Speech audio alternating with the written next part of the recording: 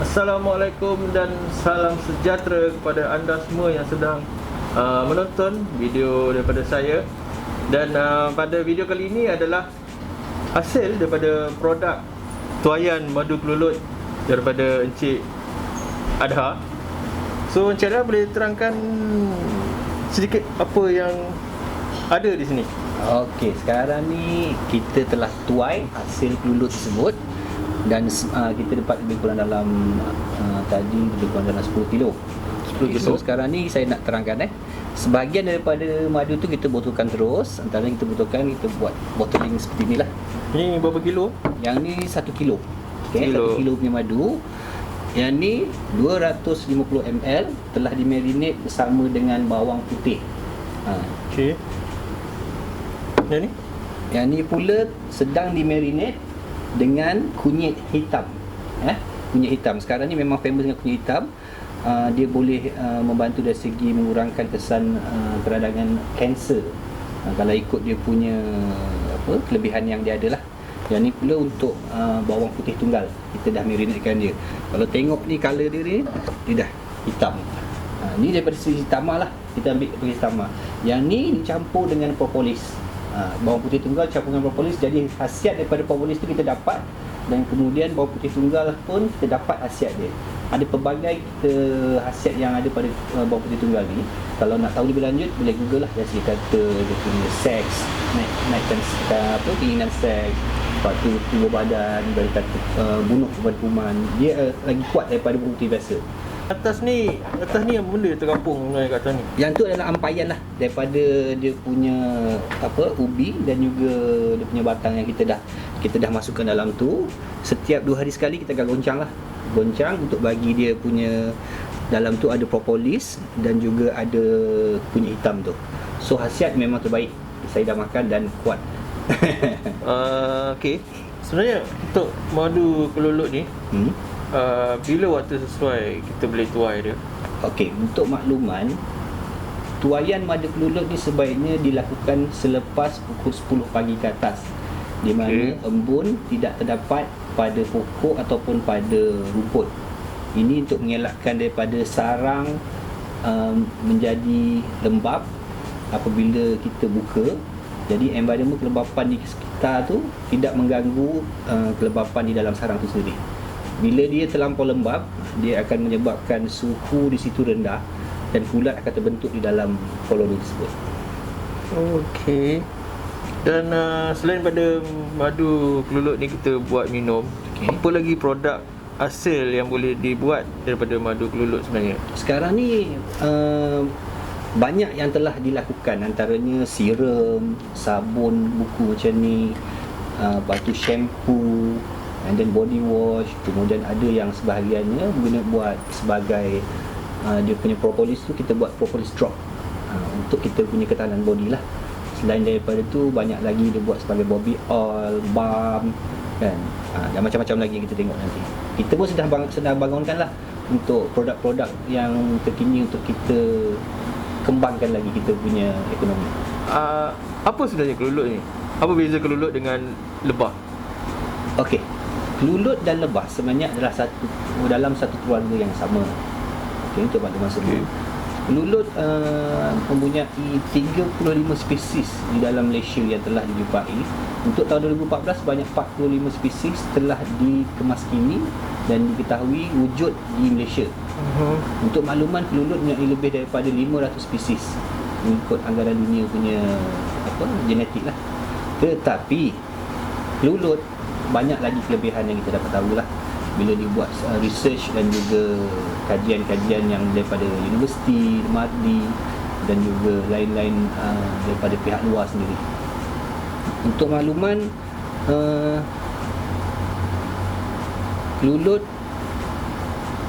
terdiri daripada dalam keluarga Apidae dan atau lebih kenali sebagai Melipona. Antara beza kelulut dan lebah ni, dia membuat pot madu sebagai tempat penyimpanan madunya, manakala lebah membuat kom sebagai tempat penyimpanan madu.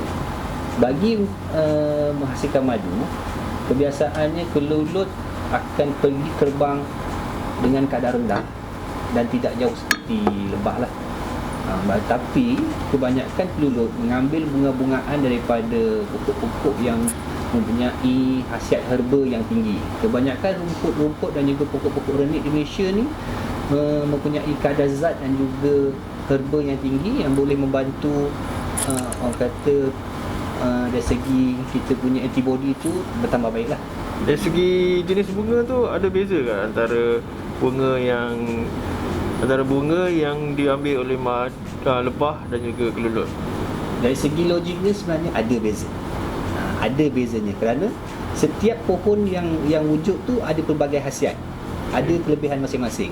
Tetapi bila dikumpulkan dalam satu bekas, kelebihan tersebut akan dimanipulasi lah untuk kita perolehi.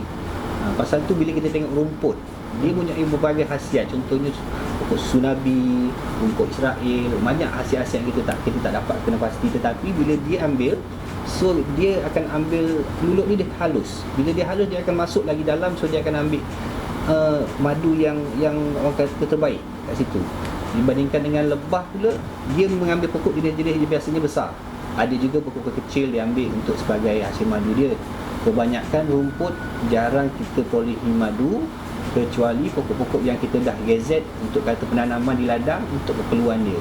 So kita ada satu floriculture lah untuk kata ternakan peluluk ni. Okey. Saya tertarik dengan bawang kecil ni. Ini sebenarnya bawang apa ni? Ini di Indonesia dia panggil sebagai bawang lanang atau kata bawang putih tunggal. Bawang lanang lelaki. Bawang lelaki ni. Ni bagus untuk kata membantu lelaki yang kurang dan lemah dia punya ni kan. Sebagai peternak madu keluluk ni, apakah pandangan Cik Adham untuk masa depan bisnes ataupun juga produk madu keluluk ni? Dan macam mana nak dapatkan produk yang telah dihasilkan ni? Okey. Untuk makluman, saya telah membuat satu FB dipanggil Keluluk Selangor. Okey, SEM ataupun Selangor Meliponic of Entrepreneur. So di situ kita letakkan di situ website, kita punya Facebook punya page, di mana kita tidak menjual tetapi lebih kepada memberi galakkan supaya orang mengetahui lebih lanjut pasal keluluk. So siapa berminat boleh tengok SEM, dia masuk SEM Selangor Entrepreneur Meliponic ni. So di situ banyak lagi di bawah kita page ni page ni dulu kita tengok nanti. So di situ kita kena tahu keluluk adalah salah satu sumber ekonomi baru yang dicadangkan oleh pihak kerajaan. Jadi negara telah melihat kepada pendapatan kasar kebanyakan negara-negara peluang madu, hasil jualan beratus juta.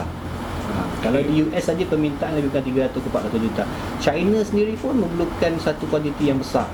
So memang kita tidak mampu sekiranya berjalan seorang.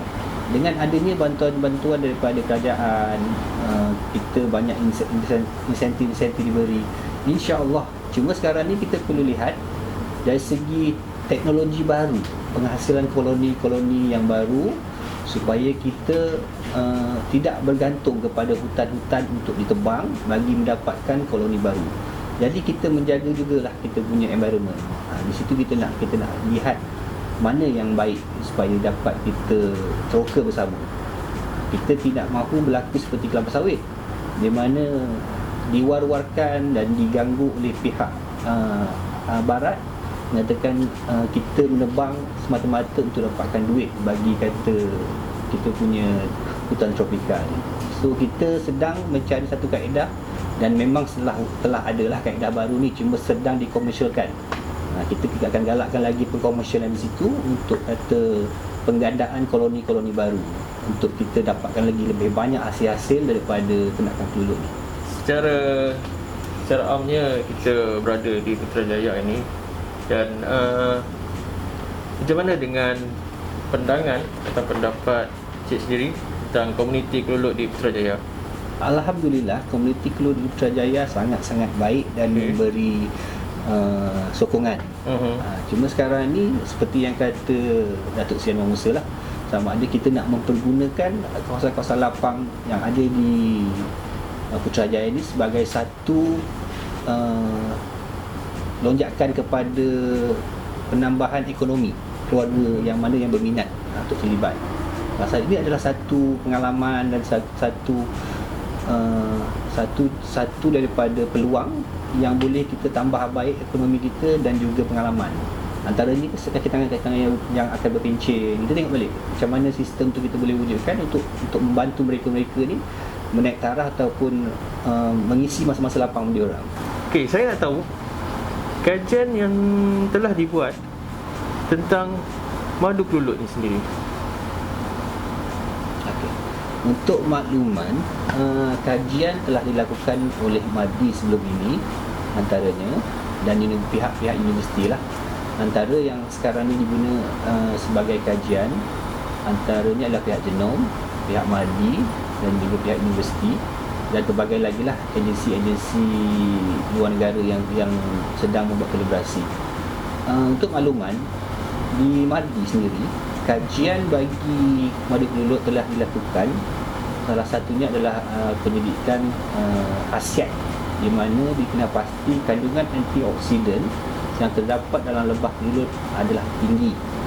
Dan di USM pula, yang terbaru untuk 2019-2020 ini, terdapat tricellosis ataupun orang kata gula yang dipanggil untuk mengurangkan diabetes, ataupun dia akan menyahkan gula di dalam tubuh kita yang tidak diperlukan.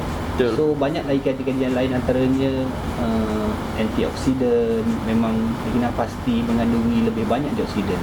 Kandungan gula dan juga antara fruktos, sukros adalah rendah dibandingkan dengan madu lebah.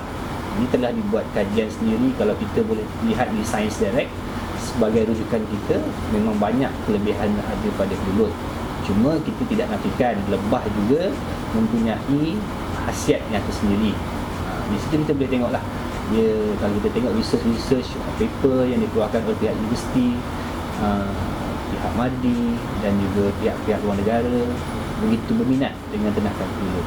Telah dipanjangkan di pasaran sekarang adalah Jepun, yang sekarang ini kita telah Malaysia terokai, Jepun, antaranya yang lain sekarang China, dan kemungkinan akan datang kita akan memasarkan ke Eropah pula. Dari segi promosi dilihat masih kurang diberi perhatian bagi pasaran antarabangsa. Dari segi kualiti sedang dinaik taraf dari segi penambahbaikan, dan kita perlu lihat dari segi standard yang ditetapkan oleh pihak MADI sendiri, antaranya adalah 20% kandungan air dikurangkan bagi mengelakkan masalah-masalah madu meletup, masalah kata madu pecah di tengah semasa membuat penghantaran apa semua. So kita kena lihat banyak packaging dan pelbagai lagi untuk menjadikan kualiti kita ni yang terbaik. Kelebihan antara lain di kita punya madu kelulut adalah kita duduk di negara yang mempunyai pelbagai spesies pohon-pohon tropika. So di situ kita akan dapat pelbagai khasiat-khasiat dari pelbagai pohon. Jadi kalau kita bandingkan dengan lebah-lebah, madu-madu lebah daripada luar, kita akan dapati khasiat adalah berbeza. Kalau kita tengok contohnya madu daripada New Zealand, dia hanya menggunakan satu jenis bunga saja atau monofloral. So di situ kita dah tahu dah perbezaan situ memang banyak. So bila kita mempelagaikan lagi spesies bunga penanaman di keliling kawasan ternakan, akan dapat lebih banyak khasiat yang kita akan peroleh.